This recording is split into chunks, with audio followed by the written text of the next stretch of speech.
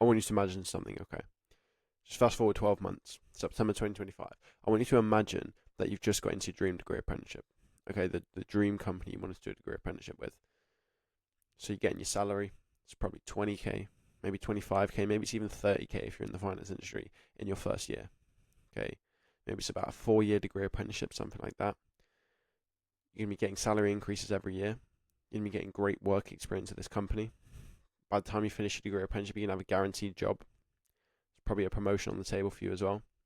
You're basically going to be ahead of every other person your age who's gone to university, who's struggling to get a graduate job. You're going to have no debt. They're going to have debt, which they're going to have to pay back, probably about £45,000 of debt. You're going to be completely debt-free with 4 years of work experience to basically take you to some of the top companies, or you can stay at this company if you want. Okay, just imagine that situation, right? And I now want you to imagine a different situation where basically over the next 12 months, something goes wrong somewhere and you don't get into a degree apprenticeship. Okay, so let's just foresee the failure here. What would you do if you didn't get into a degree apprenticeship? You didn't get into the dream one. You didn't get into the one you wanted. You don't even get into any degree apprenticeship. What would you have to do then? Maybe you have like a backup option, which is go to university. So let's just imagine that. You wanted to do a degree apprenticeship. You didn't get into a degree apprenticeship, so you have to go to university. And what does that mean? Well, that means you're going to get into debt. That means when you finish a university degree, you're going to struggle to get a graduate job. Okay? Even if you do get a graduate job, graduate pay is at a 10-year low. Okay? A lot of people finish their graduate schemes and they don't even end up getting retained by the companies. They just get kicked off after their graduate scheme. And you're basically in the same boat as everyone else. Okay? That's what it could be like if you don't get into a degree apprenticeship. Okay? So let me just give you some background. My name's Owen. I'm a degree apprentice and I help people get degree apprenticeships in the engineering, technology and finance industries. So on the screen now are some of the students I helped get into degree apprenticeships. They were part of my program and I helped them get into companies like Amazon, JLR, KPMG, Rolls-Royce, HSBC, just to name a few. Okay, but I also do a lot of talking with current apprentices, aspiring apprentices, real degree apprenticeship recruiters and that sort of thing. So I hear basically all sides of it. And over the past couple of months, I've heard from a lot of people who they've had this second situation. Okay, I've helped my students sort of get into that first situation I told you to imagine at the start, where you get into sort of the dream degree apprenticeship company. But a lot of people end up in that second situation where it doesn't work out for them. Maybe they didn't get the degree apprenticeship they wanted. And I just want you to avoid that in this video, because I think there's 3 common mistakes that I've seen that people have made in the degree apprenticeship application process for September 2024. I don't want you to make those for September 2025. So let me just show you something.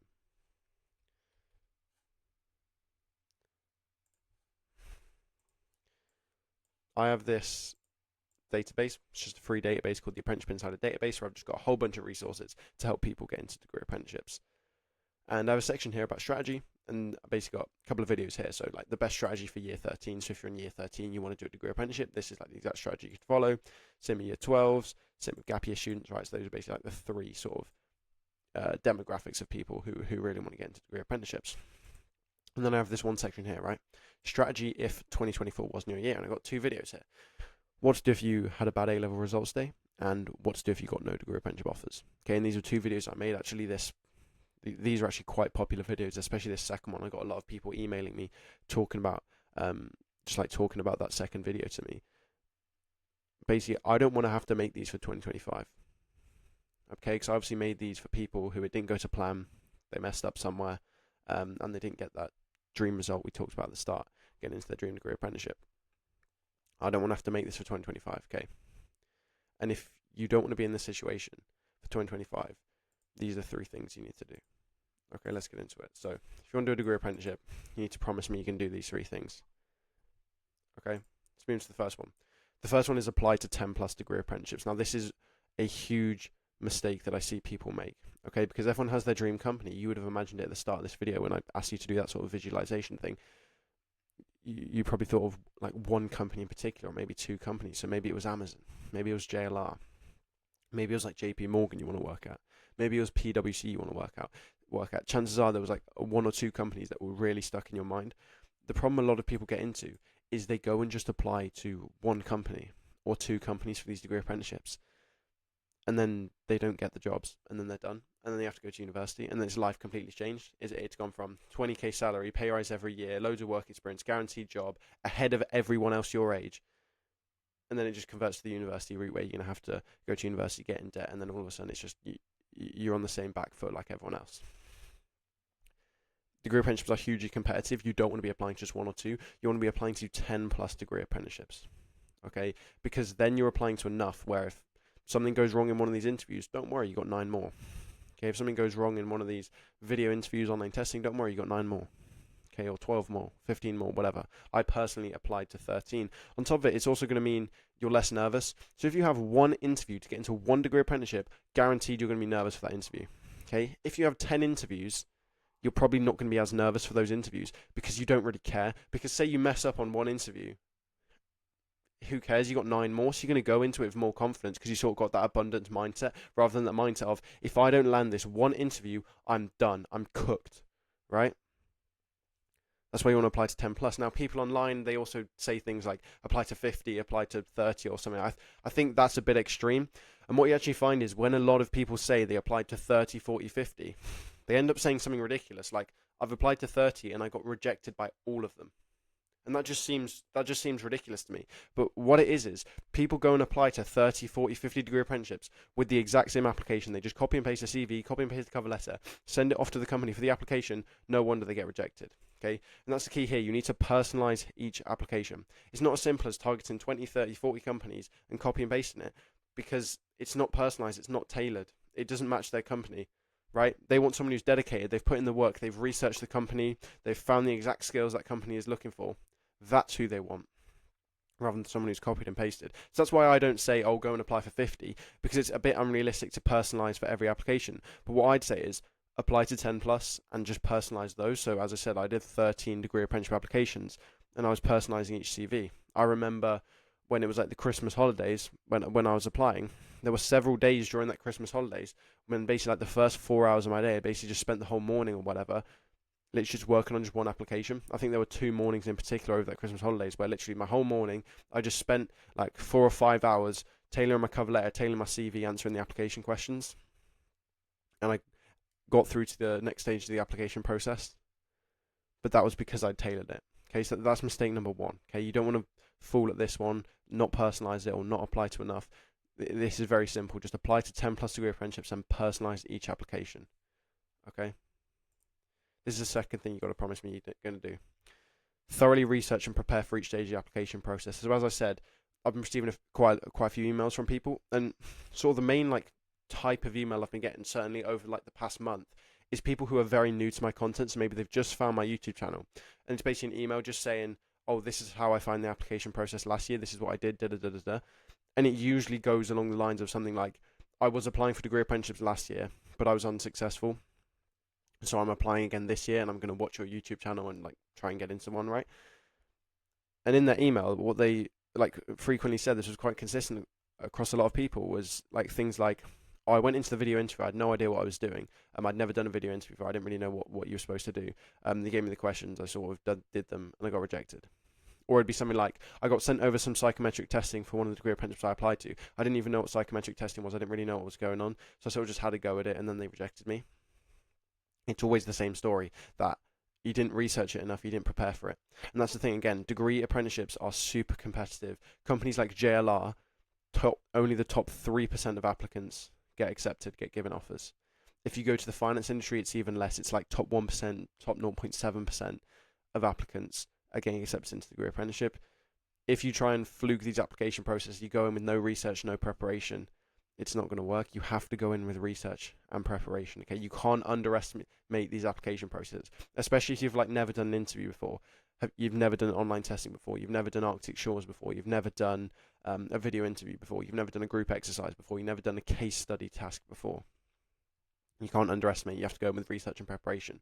So I do have a coaching program, which I'm going to mention, just talk a bit more about at the end of my video, but I'm not even talking about that, right? If you can literally go and do a mock interview with your friend, that is better than nothing, okay? If you can just research, go on YouTube, TikTok, whatever, Google, and just research the different stages of the application process for the companies you're applying to, that's perfect, Okay, so that's what you need to be doing. Seriously, thoroughly research and preparing. That you don't want any part of the application process where you're sort of just going in blind, because chances are there's someone who's done 4 hours of mock interviews. They've practiced their presentation 100 times. They've done like this research. They know exactly what like the mark scheme is, what the questions are, and all this sort of thing, because they're just going to destroy you.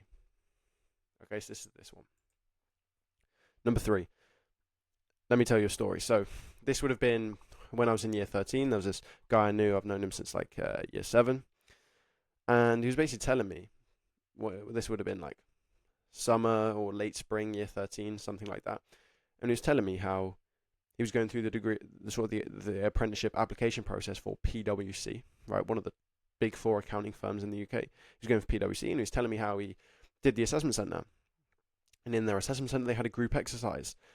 And during his group exercise, he sort of made sure that he was including everyone. He was asking for people's opinions. He was like managing the time of the group, making sure everything got done. Always sort of contributing and asking for other people's opinions so that everyone could contribute and they could sort of work together in a group. He's telling me how he was basically trying to be as collaborative as possible so he looks like a good team worker. And after that, a few days after that, he told me that he'd actually got an offer. And he got offered this job for this sort of flying start degree apprenticeship scheme at PwC. And I was like, I was happy for him. That's amazing, right? And then let's fast forward a couple of months, and it gets to results day, maybe the day after results day, something like that.